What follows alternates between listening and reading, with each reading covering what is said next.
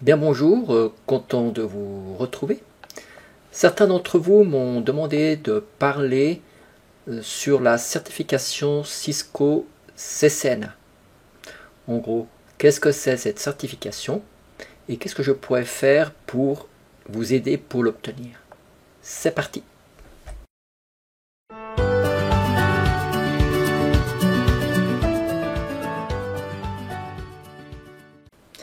D'abord, voyons ce qu'est une certification CCNA.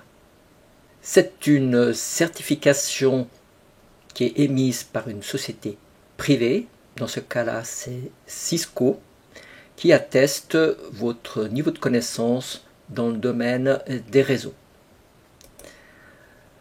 Quel type de connaissances?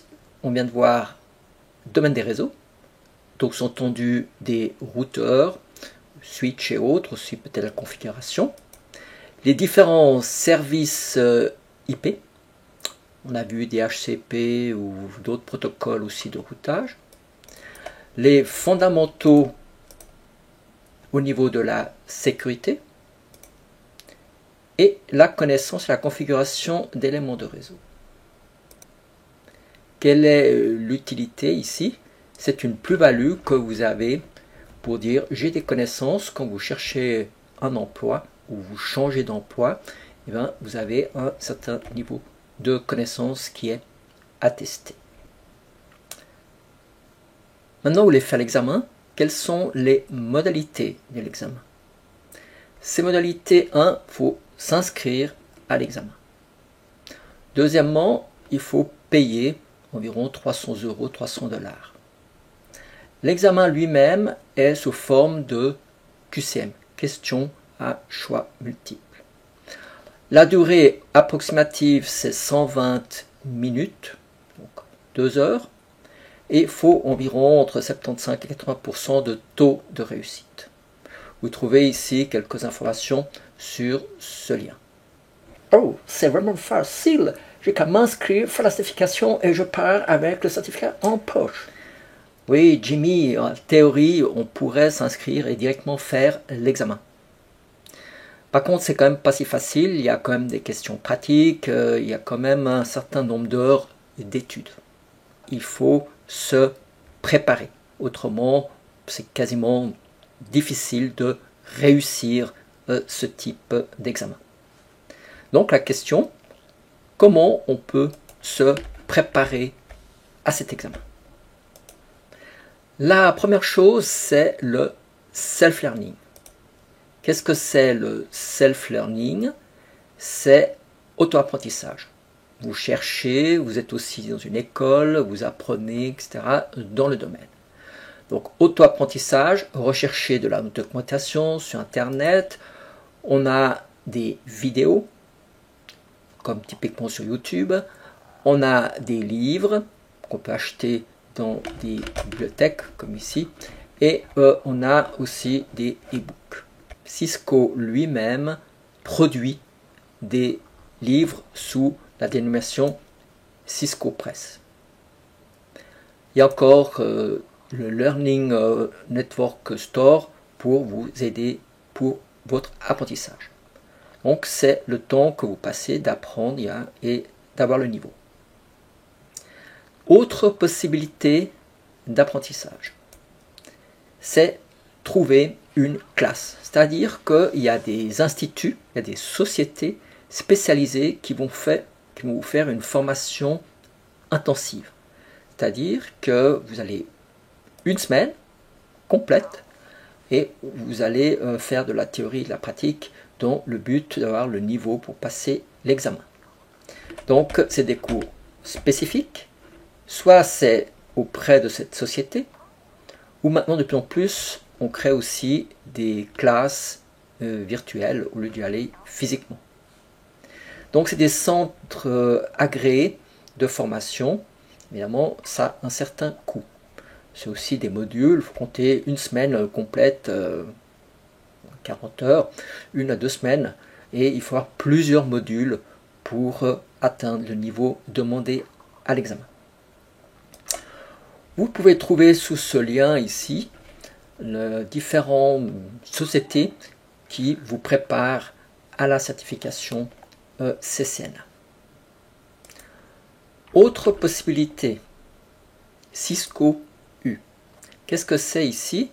C'est participer à des modules de formation qui sont produits par Cisco. C'est aussi une sorte de e-learning. Vous avez vos propres rythmes et vous avez ces modules, ça aussi c'est payant. Donc c'est ces formations spécifiques pour atteindre une certification dans un domaine particulier. Donc il vous crée ce qu'on appelle un chemin de participation pour arriver au niveau. Vous avez ici le lien pour ceux que ça intéresse pour le Cisco. Maintenant, reste encore une autre possibilité, c'est celle qui est généralement utilisée ou mise à disposition des étudiants dans les écoles techniques.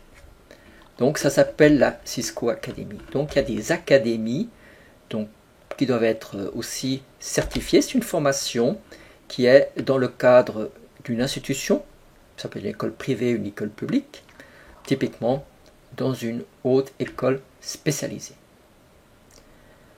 C'est les enseignants de cette école qui sont certifiés, doivent obtenir une certification pour ensuite délivrer des attestations de formation.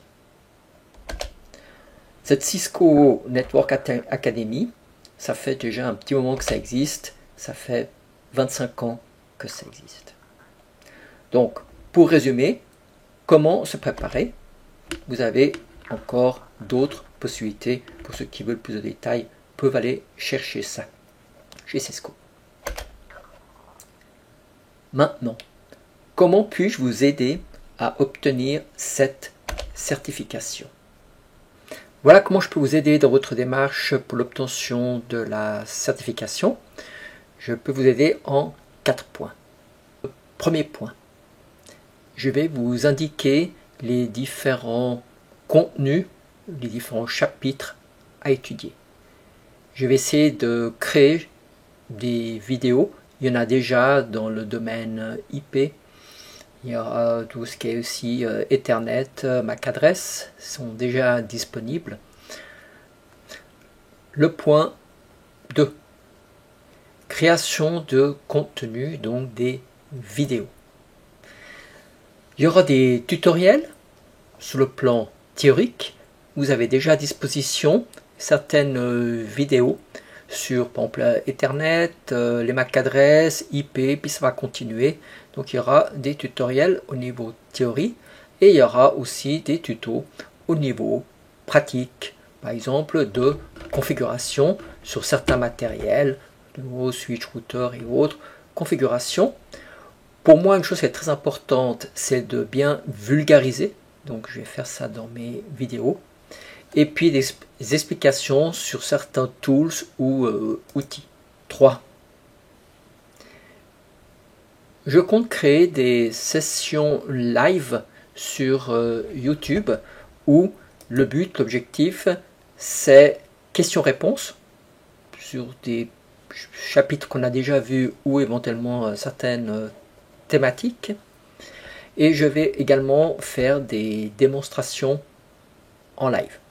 Donc toujours important de bien vous abonner à la chaîne pour bien recevoir l'information qu'il y a un live qui sera présent.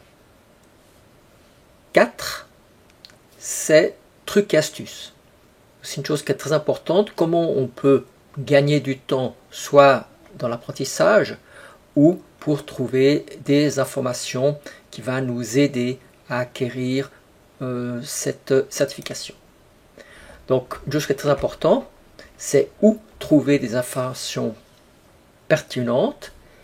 Et puis, je fais toujours de l'enseignement par des analogies, dont le but, c'est de pouvoir améliorer la rétention d'informations. C'est ce qu'on apprend, qu'on va mémoriser ceci. Et aussi, pour le renforcement aussi de l'apprentissage, c'est toujours l'association d'idées. Ça, j'intègre également dans les vidéos. Maintenant, on va regarder la structure du CCNA. Je me base un peu sur la structure modulaire qu'il y a au niveau du NetAcad, donc de l'académie. Comment est structuré le module d'apprentissage pour le CCNA? Je me base sur le NetAcad, donc sur l'académie pour l'apprentissage.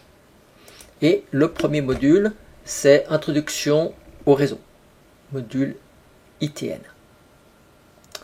Là, ça comprend vraiment des bases, les différents réseaux qu'il peut y avoir, avantages, inconvénients, et comment ça va dans le futur, l'évolution. Ensuite, vous trouvez tout ce qui est plutôt équipement, switching des commutateurs, du routage et du sans-fil. C'est aussi de l'essentiel. La troisième partie, c'est Enterprise Network Security and Automation. Et ça, c'est déjà un peu plus évolué. Donc c'est un système vraiment, on monte légèrement en difficulté. Voilà ce que je compte faire pour vous aider dans votre démarche pour obtenir la certification CCNA, c'est surtout sur ces 4 grands axes. J'aimerais encore apporter une précision. Moi-même, étant un instructeur certifié Cisco, vous pouvez bien comprendre qu'il y a beaucoup de personnes ou d'instances qui vivent de ça. Donc il y a des gens qui sont des entreprises spécialisées pour donner ces cours, qui sont très très bien d'ailleurs. Il y a des vendeurs de livres aussi pour des Cisco. Il y a des gens qui sont pour la préparation. Donc il y a vraiment tout un environnement de formation. De mon côté, je ne veux pas concurrencer ceci. Ce n'est pas du tout mon but. Par contre, donner des informations dans le cadre du self-learning, d'avoir quelques informations complémentaires pour la compréhension de certaines parties, c'est mon objectif, c'est mon but. Pour être clair, en aucune façon, ces vidéos vont servir pour une formation complète d'une certification. Alors je vous dis à tout bientôt.